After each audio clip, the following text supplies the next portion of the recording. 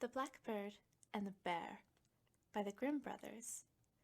One summer day, as a wolf and a bear were walking together in a wood, they heard a bird singing most delightfully. "Brother," said the bear, "what can that bird be that is singing so sweetly?" "Oh," said the wolf, "that is His Majesty the King of the Birds. We must take care to show him all possible respect." Now I should tell you that this bird was, after all, none other than the Blackbird. "If that is the case," said the bear, "I should like to see the royal palace, so pray come along and show it to me."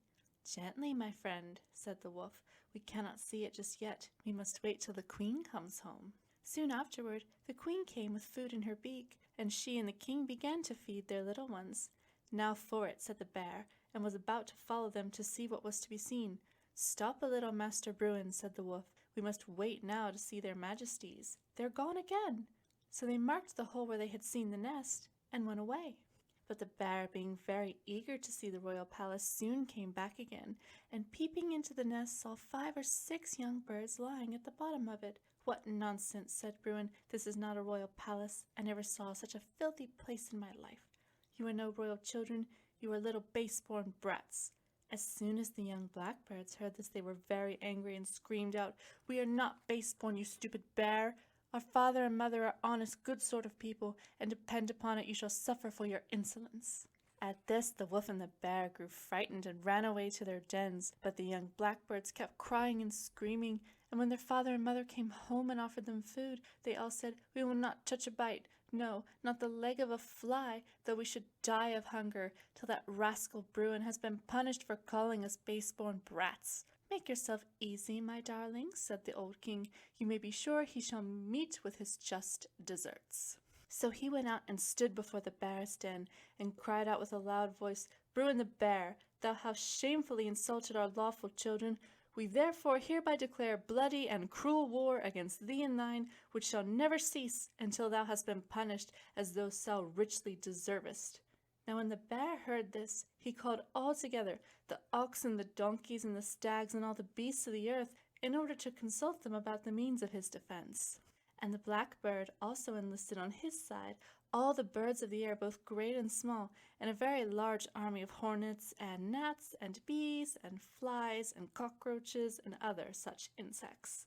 As the time approached when the war was to begin, the blackbird sent out spies to see who was the commander-in-chief of the enemy's forces, and a fly, who was by far the cleverest spy of them all, flew backwards and forwards in the wood where the enemy's troops were, and at last hid himself under a leaf on a tree, close by which the orders of the day were being given out. And the bear, who was standing so near the tree that the fly could hear all that he said, called to the fox and said, "Reynard, you are the cleverest of all the beasts. Therefore you shall be our general, and lead us to battle.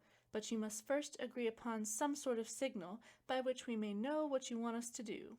"Behold," said the fox, "I have a fine long and bushy tail, which is very like the plum of a red feather, and gives me a very warlike air.